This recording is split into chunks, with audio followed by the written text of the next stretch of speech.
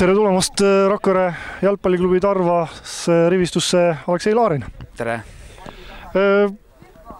Esmatutvus sinuga, oled äärekaitsja.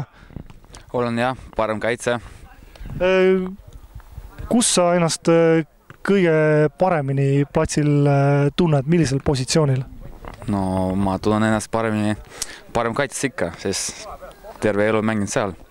Hooaja eelsetes mängudes Rakvere Tarva eest on peatreener Valeri Bondarenko sind kasutanud ka teistel positsioonidel. Ühe mängu ja ühe poole ja Viljandi vastu mängisin parem poolikus ühe poole ja. Ja millised muljed? No hea mulje oli. Andsin senderduse, olime värava, võitsime 1-0 mängu. Küsin natukene sinu tausta kohta. Sa oled sündinud ja kasvanud Valgas. Ja, Valgast pärit olen, sündisin seal ja alustasin jalgpalliga ka seal. Esimeseks klubiks oli siis Valga Warrior. Valga Warrior, jah, esimene klubi oli. Millised mälestused on sul nendest vanadest meistriliiga mängudest? No, sain jah mängida natukene Jõhvi Lokomotiivis pool aasta ja siis pärast koolitsin Tallinnasse elama. Ja siis läksin sinna Tallinna Kalevisse mängima ja mängisin seal hooaja lõpus meistriliigas. Millised on sinu ootused nüüd algava jalgpalli premium-liiga hooaja eel? Praegu tahaks Rakvere Tarva eest teha hea hooajaga, et mängida rohkem mänge ja aitada meeskonna saavutada midagi sel hooajal. No, Rakvere Tarvas on premium-liiga debütant. Debütantilt ilmselt väga palju ei oodata. Mis sa arvad? Midagi ootada ei ole, aga meeskond on nagu hea iseloomuga, nagu kõik sõbralikud ja poistel on hea iseloom ja nad ei anna kunagi alla väljakul. Mulle meeldib see, et mängivad lõpuni. Ma ei usu, et sinu plaanid piirduvad Rakvere Tarvaga ja Eesti meistriliigaga. Kas oled mõelnud ka seda, et kuskil edasi pürgida? Mõtlesin aga praegu peab ikkagi Eestis mängima meistriliigas, et rohkem mänguaega saada ja kogemust. Pärast edasi vaatame, mis saab. No, jalgpallisõprade mällu jätsid sa väga sellise ereda jälje nüüd lõppenud hooaja üleminekumängus Tartu Tammekaga, kus sa lõid 1-0 juhtvärava. Meenuta seda väravat põgusalt? Meenutan jah. Läks kõik hästi. Läksime juhtima 1-0, aga kahjuks seis lõpeks 1-4. Tegelikult ei juhtu just väga tihti, kui et umbes 40 meetrilt väravaid lüüakse.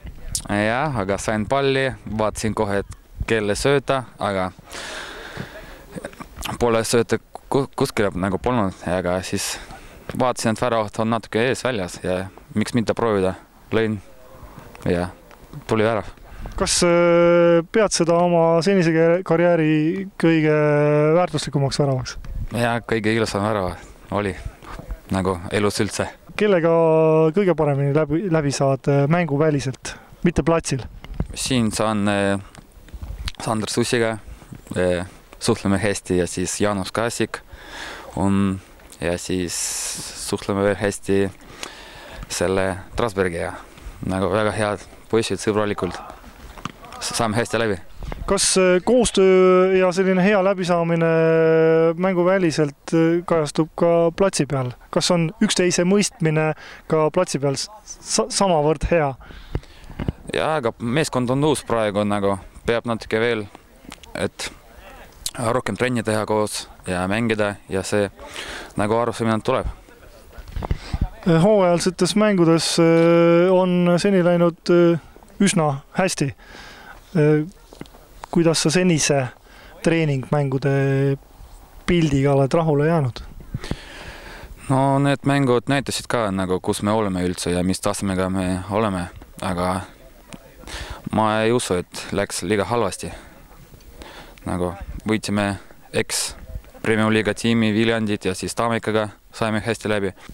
Paidega oli ka hea pilt, aga ei veadanud, et saime punase kaardi. Hooaja esimene mäng kodustaadionil, Rakvere staadionil tuleb niivõrd kõva vastasega, nagu on Tallinna FC Levadia. Enne seda peame 5 mängu võõrsil. Julged ennustada, mitu punkti me saame esimesest 5 voorust enne, kui me koju tuleme mängima? No seda on raske öelda.